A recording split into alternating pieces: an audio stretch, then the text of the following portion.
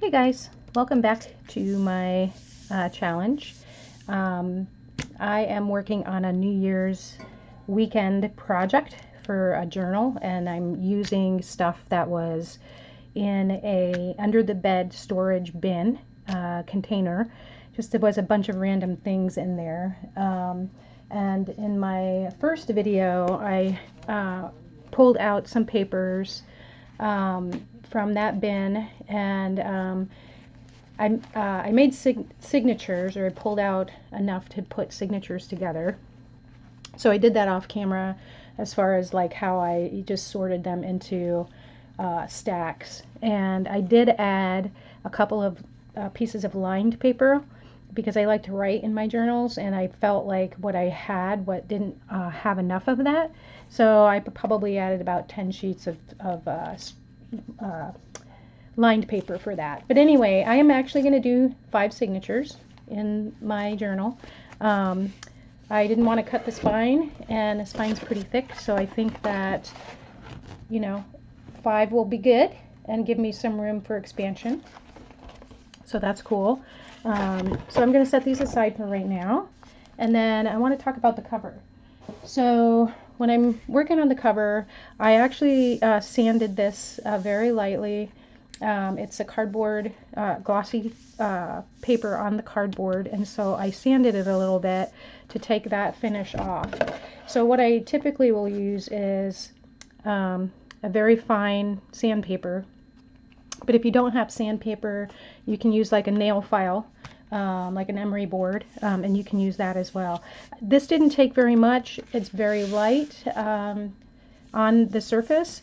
I actually do this in my garage because it gets dusty, and so but this is ready for me to like collage on top of or paint. So that's what I'm going to do today, is work on the cover. And I pulled out some things from the bin, and just for fun and playing, I want to do both the outside cover and the inside cover. And I have, a stack of things that I pulled out for collage, and then I went and pulled these papers out that were pulled out for my signatures, but they're too thick for signatures, so I might use some of those. And so what I have 2 pieces here that are the bigger ones that I've saved. I've kind of hoarded them and saved them because I wasn't sure what I wanted to do with them. But I really should use them up. So that's the first one. And this was from a book that talked about vintage advertising and cats. So it was all about cats. So I always like this one with the cat on the bicycle. And then I have this one too. And this is from an old little illustration from American artists. And so I always thought this was fun too. It says 1731 was this etching was made. And so I kind of think that both of them have about the same, or the right size. So I'm basically going to cut these out, both of them, and see which one fits better, because I will end up using that on my cover. I could use my paper cutter for these, but I'm not going to do that right now. So sometimes it's hard to decide, what side do you use when you have a fun paper, right? This one has fun on this side too, but it can be hard sometimes, but that's okay. All right, so this one is next. And I think I probably got this book. I used to do a lot of visits to what they call the Goodwill outlet. So in the States, Goodwill is like a thrift store, and they have outlet that you can go to, and everything is by the pound, or books are by like 25 cents a piece or 50 cents a piece. So I used to go get books all the time because they would have just, you know, really good old books. All right, so this is the front. So that fits just about right, just about perfectly on the front. And then so does the flamingo. So I'm not quite sure. What do I do? Do I go with the flamingo? Which I would probably bring him down a little bit so there's a little extra up here. Or do I go with the cat? So I think I'm going to do the cat. I actually thought it would fill up more of the cover, but that's okay. So what I have pulled out is, I mean, I could even leave the background as it is. Let's see. And you can see part of the cereal box.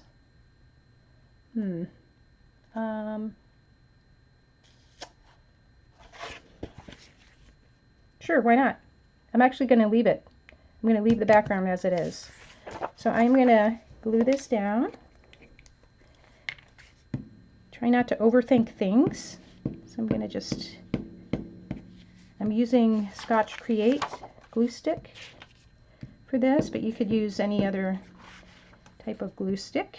One that's going to actually be a little bit more permanent than like a school glue. And the Scotch Create is pretty sticky. So I do this. I think too, this is going to allow me a little bit of room here. I haven't decided. I don't think about the clasp or anything like that until later in my process for the cover. But there is going to be a little bit of an edge here that I can do something with.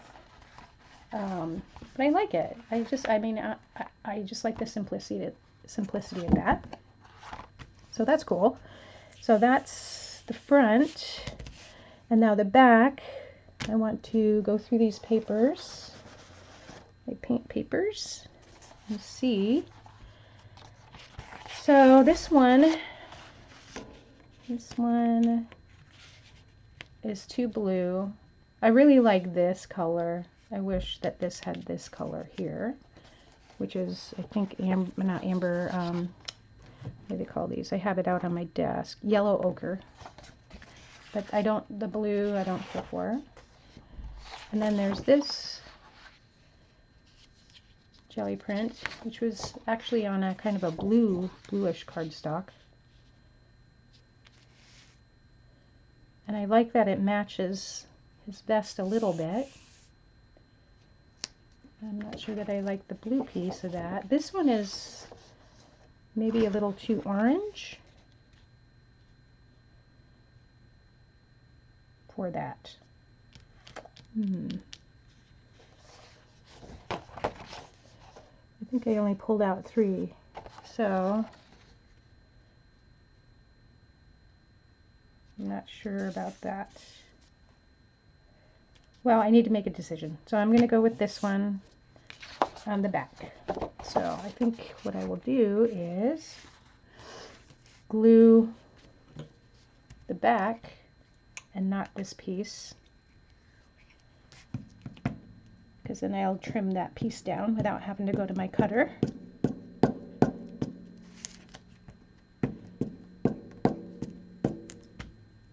And then, now I will, I usually go around my, covers with my sewing machine, and I do like a little zigzag stitch around. So I think that's about close enough here for that cover. Grab my brayer and just really press it down. My squeaky brayer. Boy, that thing needs some oil. Woo! Squeaky. All right. I'm going to trim this now. This adding the cardstock to the cover too, even if it's something different, or a piece of scrapbook paper or something like that, really makes it a much stronger cover, and it almost would feel like the type of board, book board that they use for hardcover books. But that's that. And then I did pull out paints just in case, and but I did not grab my paintbrush. Cheapy brush, a very cheapy brush. And so I think what I'm going to do, I have a little bit of gesso. It's very actually stiff gesso. And I'm just doing a dry brush on it.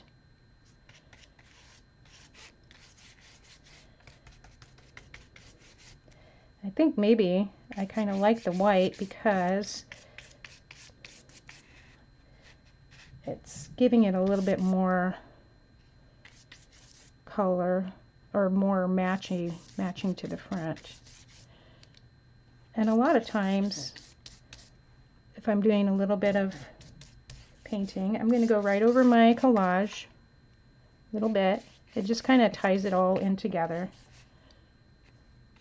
Not too much, just enough to make it look like a little bit of artwork went into that. That's fine. And then I also got out the yellow ochre. So yellow ochre, this is just a cheap acrylic paint. And I'm just going to dry brush it on. Put a little bit in the middle. And just play. So really, just playing. And sometimes that's the best way to get a really cool cover. And I'm not thinking about it too much. So a lot of times people can get caught up in, you know, just making decisions and things like that, but I'm just playing. Yeah, actually I like the white on that pink. Let's take some of that pink off. All right. So, actually, that's what I would call done for my cover. Except now what I would do is, once it's dry, I'll take it to my sewing machine and sew around the edges for that. So now I want to go in, I'll let that yellow actually dry a little bit, but I'll put more white on the spine. I'm going to go take a couple minutes to do the inside. So I'm going to let this dry a little bit, and then we'll come right back in actually another video, and I'll show you the inside process.